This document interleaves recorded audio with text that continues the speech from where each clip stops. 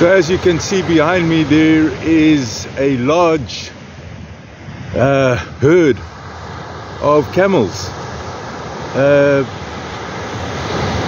grazing in the Swakop River mouth area, and these camels form part of a tourism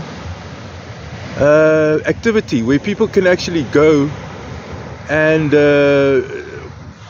pay a fee, and they can go ride camels, guided camel tours in the Namib Desert, which is just there behind me, further away. Go riding up the river, go a bit into the dunes, and experience what it's like to ride a camel.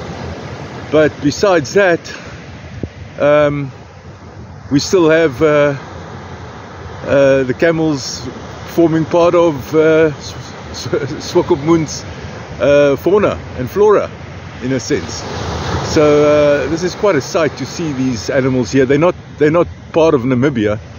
They were imported here, and now they actually form a very important part of Swakopmund's tourism activities, holiday activities too. Holidays are coming up, you know. Make sure you go ride a camel. So I'm currently here at what some call the Swakopmund or the Swakop River wetland area. Others call it a Swakopmund or the Swakop River mouth lagoon. Be that as it may, it is probably one of the more popular bird sighting or bird seeing areas here in the Swakopmund area. It is situated between the Atlantic and the Namib Desert. It's a beautiful area. It changes all the time. Sometimes it's big, sometimes it's small. It shifts position. It all depends on the river that breaks through to the Atlantic once in a while. Earlier this year, the river actually managed to break through and changed the landscape here a bit, and it's really beautiful. This is a fantastic area to come during the holidays here between Tiger Reef and the Baardewanne area. It's a stretch of beach that is lovely to go for walks on, to come and have watch sunsets, to bring your dogs for a walk. It's within the Dorop National Park, but it's truly a lovely area to walk. It's very peaceful. You're close to nature, and truly a great place to bring your camera along and take some photos of the birds here. And you can even walk up the river. You can go for a nice walk underneath the Swakop River Bridge. You can maybe see there far away, you see the bridge which leads to Walvis Bay.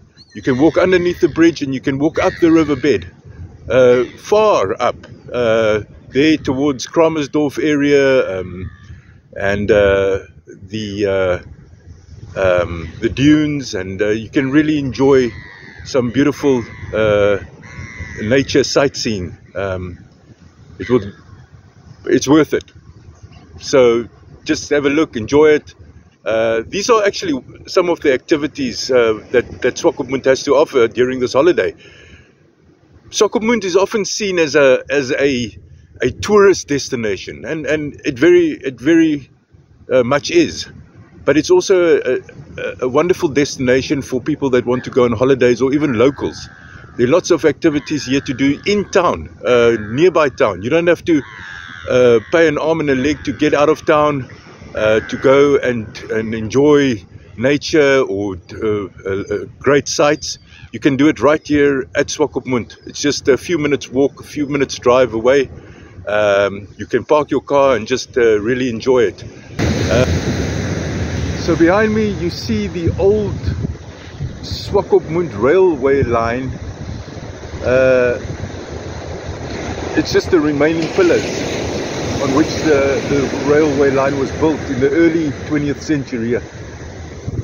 If I got my facts straight, it was around about 1914, 1915 that this bridge was built, and a few years later the river came down and actually destroyed the bridge.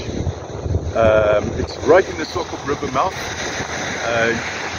Now it's just the sea, the waves break against it. It's a beautiful sort of, has a feeling of you know, ancient ruins in a sense. But this is also a lovely area. It's also situated in the Swakop River mouth area where one can go for nice walks near the lagoon, see the camels, just sit here and enjoy the beautiful scenery, have peaceful walks, and yeah, it's an interesting story.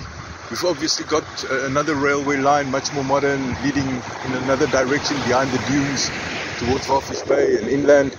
But this is something from the olden days, something to reminiscence about.